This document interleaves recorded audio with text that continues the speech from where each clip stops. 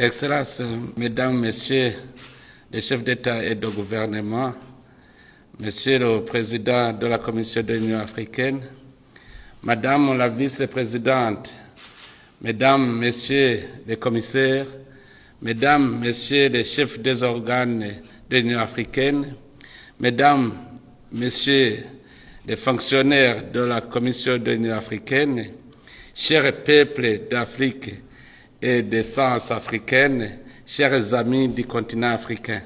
Le 25 mai 1963, les pères fondateurs de notre unité continentale ont choisi l'espérance plutôt que la division, la solidarité plutôt que le repli et l'avenir commun plutôt que les intérêts étroits. Leur vision a donné naissance à l'organisation de l'unité africaine, devenue aujourd'hui l'Union africaine, symbole vivant de notre ambition collective. 63 ans plus tard, nous pouvons mesurer le chemin parcouru. Malgré les défis, l'Afrique continue d'avancer. Notre continent affirme progressivement sa place sur la scène internationale avec davantage de confiance et de responsabilité. L'adhésion de l'Afrique au G20 constitue d'ailleurs une reconnaissance historique de l'importance croissante de notre continent dans la gouvernance mondiale. Elle traduit aussi la légitimité des aspirations africaines à une gouvernance internationale plus inclusive, notamment à travers une réforme du Conseil de sécurité des Nations Unies qui corrige l'injustice historique faite à notre continent et garantisse à l'Afrique une représentation juste, permanente et conforme à son poids démographique, politique et stratégique. Cette avancée n'est pas une fin en soi. Elle doit nous permettre de porter plus fortement les aspirations de nos peuples, de défendre nos priorités de développement et d'exiger un ordre mondial plus équitable et plus représentatif. Elle doit également renforcer notre plaidoyer pour une réforme du système financier international afin que les économies africaines puissent accéder à des financements plus justes, plus accessibles et adaptés aux réalités de notre développement.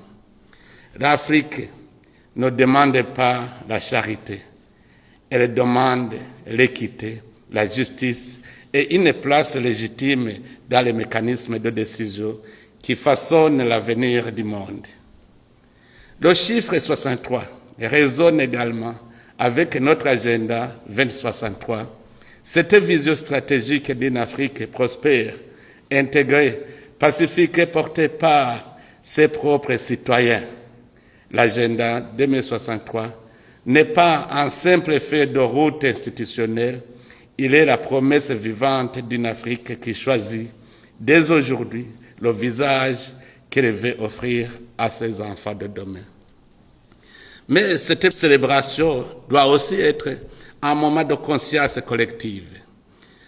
Pendant que nous commémorons nos acquis, des millions d'Africains continuent de vivre dans la souffrance, victimes des conflits armés, du terrorisme, de l'extrémisme violent, des catastrophes climatiques ou des crises humanitaires.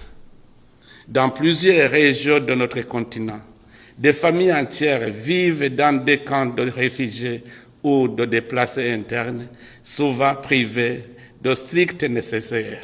Et parmi elles, des enfants. Des enfants qui devraient être à l'école. Des enfants dont les rêves ne devraient jamais être interrompus par la guerre, la faim ou l'exil. Aujourd'hui, nous devons leur adresser un message d'espérance et surtout des actions concrètes.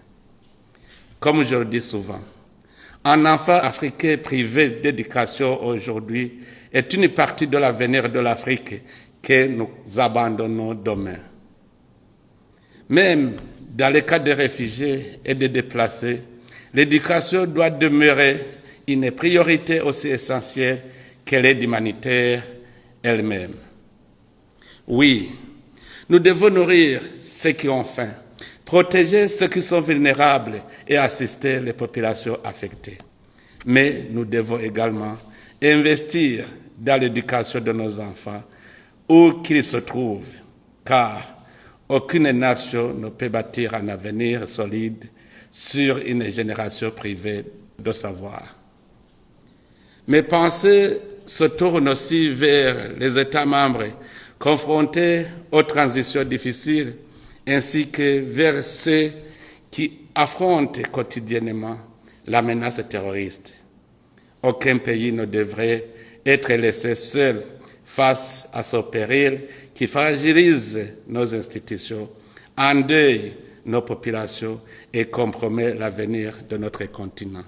J'en appelle à une mobilisation africaine plus forte, car ce qui consume aujourd'hui certaines de nos nations pourrait demain atteindre l'ensemble de notre espace commun. Le terrorisme ne distingue ni peuple, ni culture, ni frontières. Il frappe aveuglément, exige de notre part une réponse unie, cohérente et durable. À toutes les familles touchées par cette tragédie, j'adresse ma profonde solidarité. Chaque vie africaine perdue est une blessure portée par toute l'Afrique. Excellences, Mesdames, Messieurs, l'intégration africaine demeure notre plus grande force. C'est pourquoi nous devons accélérer la mise en œuvre effective de la zone de libre-échange continentale africaine. La réussite de cette initiative historique permettra de renforcer le commerce intra-africain, de créer des opportunités pour notre jeunesse, d'accélérer l'industrialisation de nos économies et de consolider notre souveraineté économique. Mais notre réussite collective dépendra avant tout de notre capacité de préserver notre unité. J'en appelle aujourd'hui à tous les dirigeants africains. Continuons à faire preuve davantage de solidarité et d'unité dans les décisions qui engagent l'avenir de notre continent.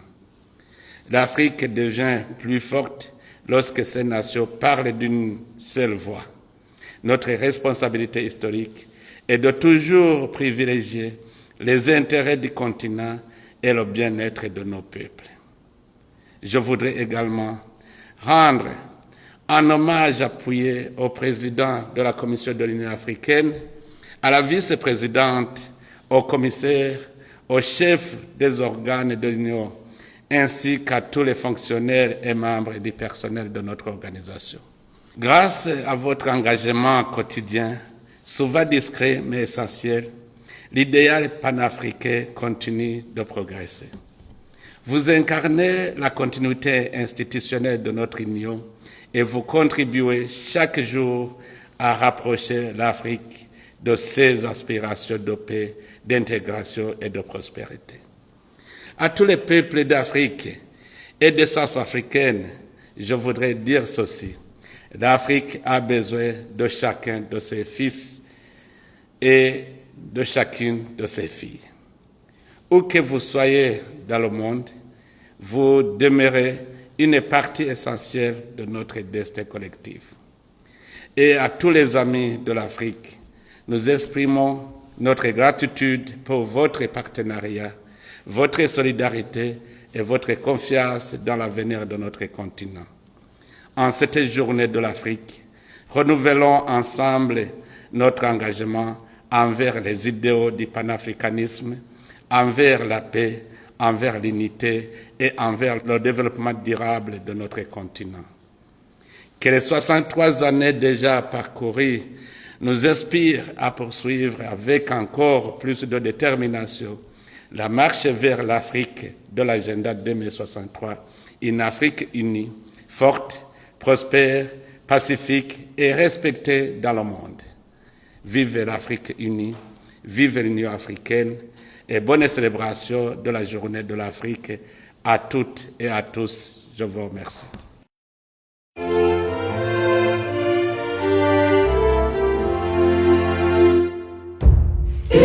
soul.